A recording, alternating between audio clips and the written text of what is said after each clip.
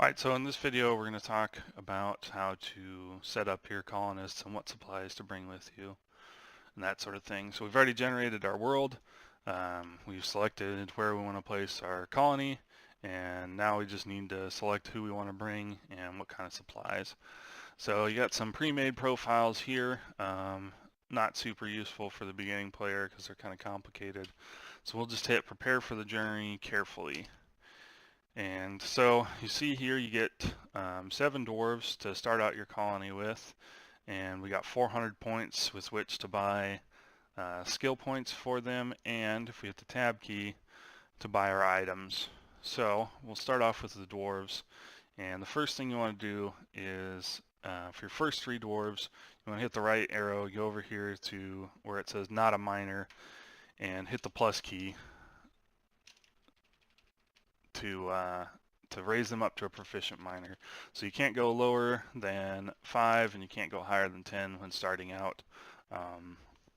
Later on, during the course of the game, we'll obviously become a lot more skilled at that. But miners are super useful because you're just going to be digging underneath the ground all the time. So go over to this one, raise him up to a proficient level, and this one up to a proficient level. So the next thing you want in your dwarves is you want a guy who's good at working with wood. So we'll select woodcutter here. We'll raise him to like adequate, and carpenter, we want to max that out. So we'll raise him to a proficient carpenter. And then where is woodcrafter? Right here, woodcrafter. So we'll raise him up to like yeah, we'll just leave him at a 7, take the woodcutter up to the 8. So woodcutter will determine how fast you can cut the wood. Carpenter is how fast you can make like furniture and stuff, which is super important in the beginning. And woodcrafter is making little, trinkets and stuff with wood. And you'll see over here that this guy, since we upped his skill levels by 10 total selections, he's down to 0. So you can't just spend all your points in the beginning making super dwarves because you can only do 10 skill upgrades. For the next one, this guy, we want somebody who can make food for us. So we will scroll down to, where is it? There it is. Grower. So this is basically farming, and this is how fast he'll build farm plots, how fast he'll sow the seeds, and what the sort of returns you'll get from the plant growth. So we want to max that out. And then the 2 most important skills for the food guy after that are brewer and cook. So we'll take brewer up to adequate, up to competent, and cook up to adequate. So brewer is for making drinks. Dwarves love to drink. You can't just, the only time a dwarf drinks just plain water is when they're injured or sick. And if you don't have beer and wine and rum for your dwarves to drink, they get pissed off and your game can end pretty quickly. And then cook, they don't care about food as much as they care about drinking, but they still do need to eat. So we'll upgrade him to a cook. For this next guy, what we want here is kind of a general all-around crafting guy, because in the beginning a caravan's going to come after a few months and offer us our first opportunity to trade, and we want to have some valuable stuff to trade with them. So we're going to upgrade this guy's mason skills a couple notches. This is basically building furniture and stuff out of stone. We are going to find mechanic. We're going to give him 1 point in mechanic so that he can build basically rock mechanisms, which are important for building a drawbridge, which we'll talk about later. And then we're going to upgrade his stonecrafter level up to 10, so he's proficient, so he kind of starts off as a better stonecrafter. We got 2 more points left, so we'll just stick those in mason. Excuse me. The last guy is going to be kind of our administrator. So there's a bunch of non-physical labors that we need the dwarves to end up doing. And if we just scroll up to the top and then overflow over to the bottom, you can see a bunch of different skills here.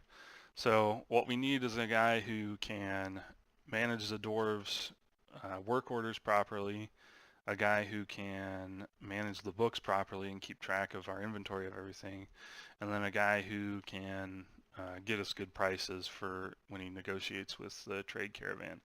So let me just find the skills here. So negotiator, we'll put that up a couple. Appraiser, we'll put that up a couple. And organizer, put that up a couple. And then the last few points we'll put into record keeping. There we go. So this way he'll be good at negotiating. He'll be good at judging the value of the stuff that we're trading for and trading to the caravan. He'll be good at organizing the work orders, using the manager function, which we'll talk about later, and he'll be good at keeping the records. So now we still got 57 points left, so if we hit tab, we can go over to the items, and we can see all the different stuff that we're bringing with us. So picks for digging, the first thing we want to do is add a third one, because if you remember, we're bringing 3 miners. And battle axes, we'll subtract 1 by hitting the minus key, because we're only bringing 1 guy that's good at cutting wood. Bringing this anvil is really important, because it's the only way you can build a forge, and a forge is the only way you can build more anvils. So you always want to start off with 1 anvil unless you're trying some sort of super advanced start. We're going to bring with us some rum and some beer, just some drinks to get us started before we get our industry up and running.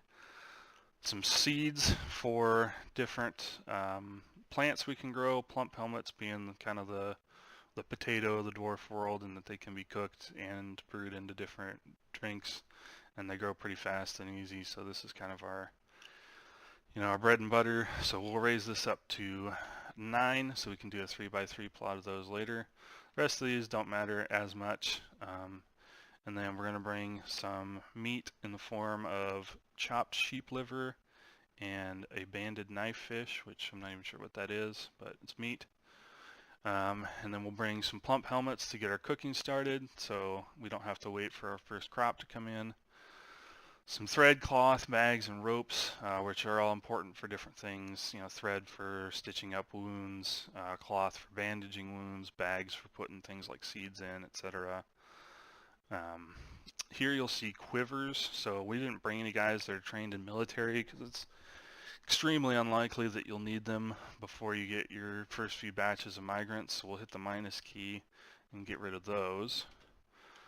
Starting out, we'll have some buckets, splints, and crutches for basically dealing with our basic medical needs if somebody breaks a leg or something. We do not need to start with a wheelbarrow, and we do not need to start with a step ladder. So now you'll see that we got 207 points that we freed up. So what should you spend them on? What I recommend you do for starting out here is buy some animals. So the two best, if you will, kinds of animals are dogs and pigs. And the reason is that dogs can be trained into war dogs, which will help you fight, and they can also be trained into hunting dogs, which can help you fight. Pigs grow fat and happy and provide a bunch of leather and meat. And the thing that's special about pigs and dogs is they don't require a grazing area, so you can keep them indoors and safe rather than outdoors and having to graze everywhere.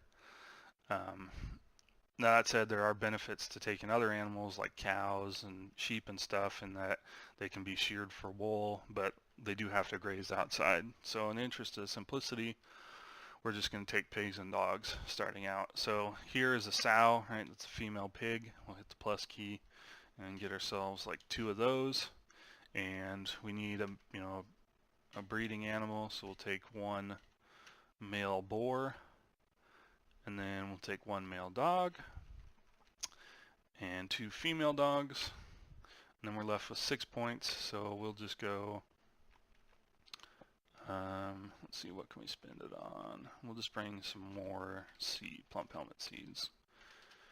And now we are at 0 points. So what I recommend you do here, since this is a fairly solid setup, is hit S to save, and you can just name this something like beginner profile 1. We hit enter to save, and now if we ever want to start over again, we don't have to do all this setup. We can just load that profile. So we are ready to go and actually start playing the game. So we're going to hit E to embark. And the game kind of, I don't know what you call it, lags or freezes for a little bit. But now we're ready to go.